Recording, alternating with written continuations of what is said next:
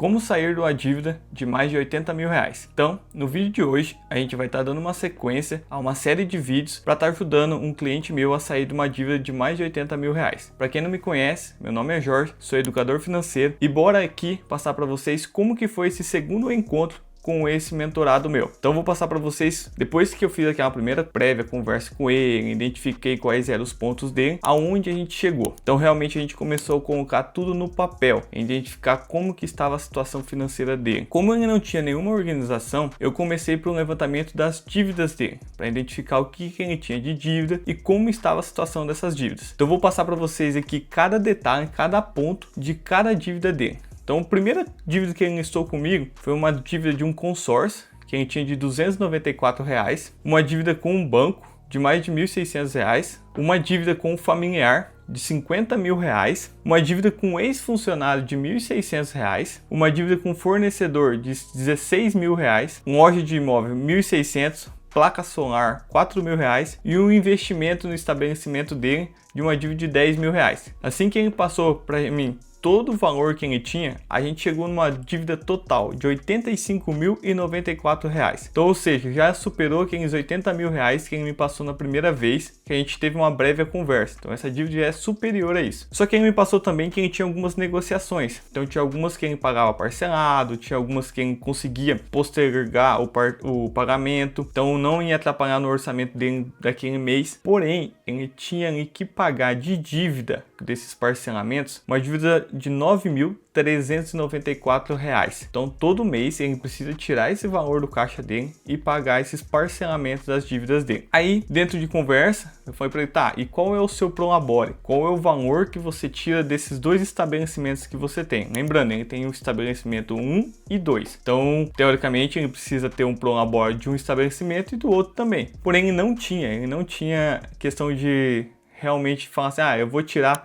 3 mil, 4 mil, 5 mil de prolabore. Ele simplesmente, quando entrava dinheiro no caixa, ele precisava pagar uma dívida, tanto pessoa física quanto PJ, ele efetuava o pagamento sem ao menos ver de onde estava saindo o dinheiro e para qual dívida ele estava pagando. Então a gente falou assim, então vamos estipular um prolabore, mas antes eu preciso ver quais, além dessas despesas de dívidas que você tem, quais são as suas despesas de pessoa física, de conta essencial e estilo de vida. Então vamos lá, eu vou passar aqui para vocês como que foi esse levantamento. Então eu identifiquei que dentro das contas essenciais para ele tinha o financiamento de R$ 300, questão de leite, transporte, alimentação, energia, água, internet, celular e o dentista. Então isso daqui a gente estipulou como contas essenciais. Então para vocês terem uma ideia, isso aqui eu sempre questiono o cliente, o que é essencial para você. Então ele vai passar para mim o que é essencial, o que realmente ele precisa para a gente colocar no orçamento dele e o que é estilo de vida. Então como é ele e a esposa, eles estão vinculando a um único orçamento, a gente estipulou também o estilo de vida dos dois. Então tem o salão de beleza da esposa, o plano de celular, a parcela do celular, lazer, assinatura. Eu coloquei ali, como eu sempre coloco em todas as pessoas que eu faço mentoria, a questão do imprevisto. Então se você é uma pessoa que já vincula aí seu CNPJ com sua pessoa física e não faz esse controle, aqui já vai uma dica para você. Comece a separar o que é essencial da sua pessoa física e o que é o seu estilo de vida, qual é a forma que você quer viver, o que você quer ter no seu estilo de vida, para você já começar a criar um orçamento para você. Depois comece a pensar em investir e ter uma questão de poupança. Primeiro, determina esses pontos para você começar a ter uma ideia de que você tem de dívidas e despesas mensais. Então a gente totalizou aqui um custo para essa família de R$ 4.694,90. Então esse é o custo para ele e a esposa dele ter esse estilo de vida, esses custos essenciais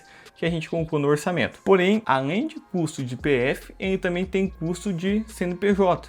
Então a gente levantou quais eram os custos do CNPJ 1 primeiro. Então, questão de aluguel. Ele falou que não paga aluguel porque é um trainer. Então ele não tem essa questão de pagar aluguel do trainer porque o trainer dele fica em locomoção ali totalmente. Questão da internet, ele tem energia, MEI. a gente identificou ali que ele não faz o pagamento de MEI, então o MEI dele está atrasado. Então no acompanhamento desses vídeos, essas séries de vídeos, você vai ver que a gente vai começar a trabalhar essas questões de regularizar o que realmente é obrigatório. Matéria-prima, ele passou que tem mais de 14 mil reais só de matéria-prima. Embalagens, R$1.320, diárias e jantar. Então sempre que ele precisa, ele contrata algumas pessoas pontuais ali para alguns dias, principalmente final de semana. Ele acaba pagando a diária e também o jantar desses funcionários dele aí. Então ele tem um custo ali de mais de R$3.400. Gasolina, o sistema de fluxo de caixa dele, a limpeza, e ele tem uma moto que ele comprou para fazer a entrega e ele paga um parcelamento ali de R$142.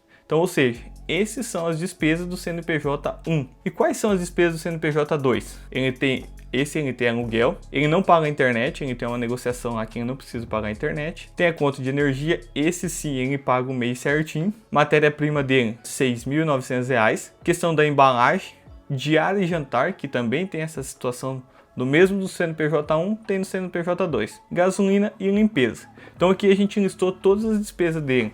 Pessoa física, pessoa jurídica, 1 e 2. Na pessoa jurídica 1 e 2, ele tem um total ali de custo mensal de R$ 42.385,66. Então esse é o custo total que ele precisa estar faturando para pagar apenas essa despesa dele que ele tem aí. Então a gente está falando custo PJ, custo PF, suas dívidas, isso totaliza uma entrada, uma necessidade de entrada de mais de R$ 56.487,56. Então é isso que esse cliente precisa hoje, de acordo com o cenário dele, faturar para conseguir pagar todas as suas dívidas mensais. Se você é uma pessoa que também não sabe quanto você precisa faturar para conseguir pagar suas dívidas e suas despesas mensais, entre em contato comigo, eu vou estar podendo te ajudar a tirar algumas dúvidas para você. Comente aqui no vídeo. E outra coisa, não esqueça de deixar seu like se realmente isso já está te agregando algum valor. E com todo esse pensamento de todas essas dívidas, de todas essas despesas que a gente levantou, a gente começa a identificar algumas questões de crenças que as pessoas têm na cabeça.